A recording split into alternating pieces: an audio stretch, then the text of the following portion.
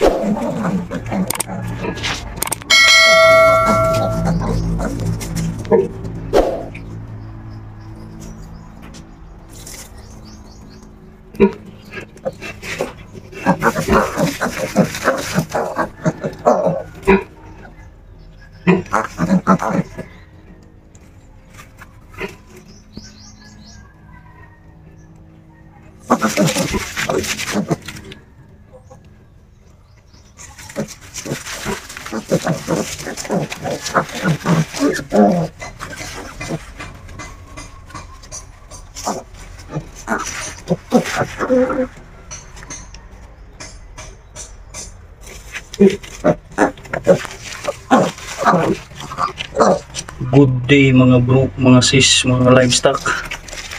Bumisita ako ngayon sa bahay ng mga magulang ko. Pumupunta ako sa babuyan niya. At ito yung nadatnan ko. Nanganak ng 22 na piraso. But unfortunately, 18 lang yung buhay. Ito po, 3 days old piglets. 18 heads, gaya ng sinasabi ko, lahi pa rin ng baboy ko ang inahin nito. Napakaganda mga ka-livestock. Genetics pa rin talaga ang pinag-usapan natin dito, yung may mga lahi talaga na mag-anak ng marami. Hindi tayo lugi dito mga ka-livestock. Malaki ang kikitain talaga natin dito pag alam natin ang genetics ng baboy natin. Kaya i-backtrace natin yung mga lahi ng baboy natin. Dito po, dito sila, dito sila nilalagay. Yan, nagkukumpulan sila, kawawa naman. Ang problema nito is 14 lang, 16 yung didi pala. Kasi akong nagpili ng inahin na ito, 16 yung didi. So dalawa yung vacant, dalawa yung walang didi. Kaya tinutulungan natin, gaya ng sinasabi ko, ina-advisean ko sila na pakainin ng pork o milk, tsaka lactin yung booster. Haluan ng coco milk para matulungan sila nang sa ganun kahit na maliit sila, hindi na naantala yung growth nila, kasi makaka-recover talaga ito pag iniwalay na. Yun ang purpose natin dito. Yun nga, dahil marami ang iik, hindi na pantay-pantay yung laki. Di katulad sa mga anak lang yan ng kunti, yung siyam, 10, 7, 8, parang pantay-pantay. Ito sobra-sobra, meron na ding makikita natin maliliit. Ito po, hindi po ito artificial insemination. Ang kagandahan kasi sa burr, pag hindi masyadong use yung burr, siyempre buhay na buhay yung semen. Tsaka timing din sa inahin during sa pagpapakasta na hit na siya. At saka management din natin pagkatapos makastahan. Kailangan 24 hours gaya ng sinasabi ko, hindi tayo magpapakain after makastahan. Tsaka i-control din natin ang intake ng tubig para nang sa ganun hindi siya ihi ng ihi. Tapos paligo para magiging yung temperatura ng katawan ng baboy, kasi nakakatulong yun para yung semen magpo-prosper yung ginagawang breeding. Kaya yun lang ang sikreto ng livestock. Yung management lang talaga, practices. Yan po. sobra-sobra yung blessings, kaya nakatulong din. Ayan din po, tinutulugan din nila ito, pero ginawan nila ng paruwing. Ayan po, may paruwing. Ginagawa ng paruwing pin. Buti pa nga sila nakagawa ng paruwing pin. Ako, hindi ko lang akong paruwing pin.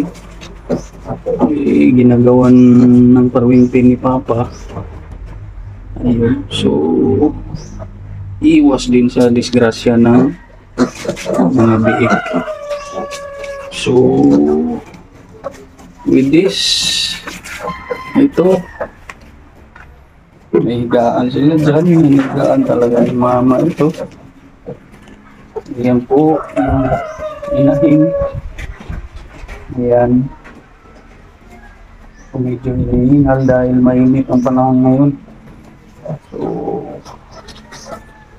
ayan po mga livestock.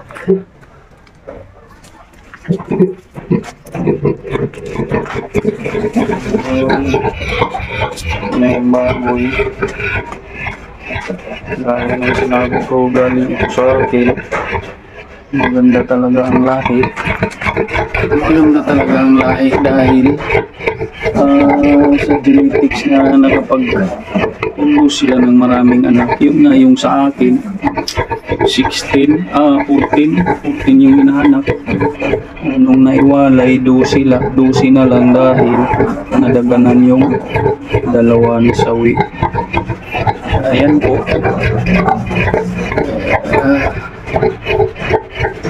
Maganda talaga ang lahi ng baboy na to.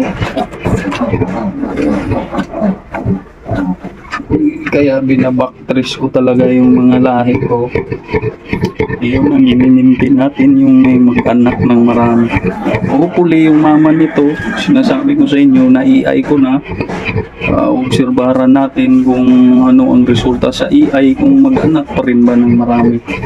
Si advantage kasi yung buro. Yan po.